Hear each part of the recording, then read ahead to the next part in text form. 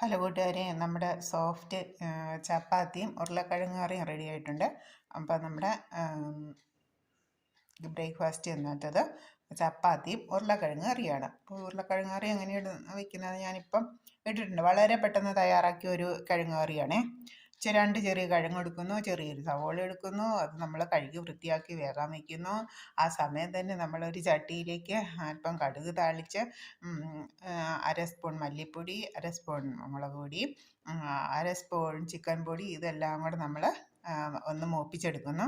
അപ്പോഴേക്കും നമുക്ക് ഉരുളക്കിഴങ്ങ് സവോളയും വെന്ത് കിട്ടും. ആ വെന്ത് കിട്ടിയ ഉരുളക്കിഴങ്ങ് നമ്മൾ ഈ മൂപ്പിച്ചെടുത്ത മുളക് പൊടിയിലേക്ക് ഇട്ട് നന്നായിട്ട് തിളപ്പിച്ചെടുത്ത് കഴിയുമ്പോഴേക്കും നമുക്ക് ഉരുളക്കിഴങ്ങ് കറി റെഡിയായി. പിന്നെ ചപ്പാത്തി എടുക്കുന്നത് ഞാൻ സെപ്പറേറ്റ് ചപ്പാത്തി തയ്യാറാക്കുന്ന ഒരു വീഡിയോ ഇട്ടിട്ടുണ്ടായിരുന്നു. നമ്മൾ സാധാരണ എപ്പോഴും നമ്മൾ തയ്യാറാക്കുന്ന ഒരു പലഹാരം, വളരെ പെട്ടെന്ന് അല്ലേ, അരി അരയ്ക്കാനും വെള്ളത്തിലിടാനും ഒക്കെ മറന്നു പോകുന്ന ദിവസം, അരി ഒഴിച്ചിരിക്കുന്ന ദിവസം നമ്മൾ ഓടിപ്പിടിച്ചുണ്ടാക്കുന്ന ഒരു ബ്രേക്ക്ഫാസ്റ്റാണ് ചപ്പാത്തി. എന്നുവെച്ചാൽ ആവശ്യത്തിന് ഗോതമ്പൊടി എടുത്തിട്ട് ചൂടുവെള്ളം ചെറുതായിട്ടൊന്ന് ചൂടാക്കണം. ആ ചൂടുവെള്ളം ഉപയോഗിച്ച് പൊടിയിലേക്ക് ഒഴിച്ച് അല്പം ഉപ്പ് നീരും കൂടെ, ഉപ്പ് നീരാണ് ഒഴിക്കുന്നത്. ഉപ്പ് നീരും കൂടെ ഒഴിച്ച് നമ്മൾ കൈ കൊണ്ട് നന്നായിട്ട് പ്രസ് ചെയ്തൊന്ന് കുഴച്ചെടുക്കുക. നന്നായിട്ട് പ്രസ് ചെയ്ത് കഴിയുമ്പോഴത്തേക്കിന് നല്ല മയം വരും.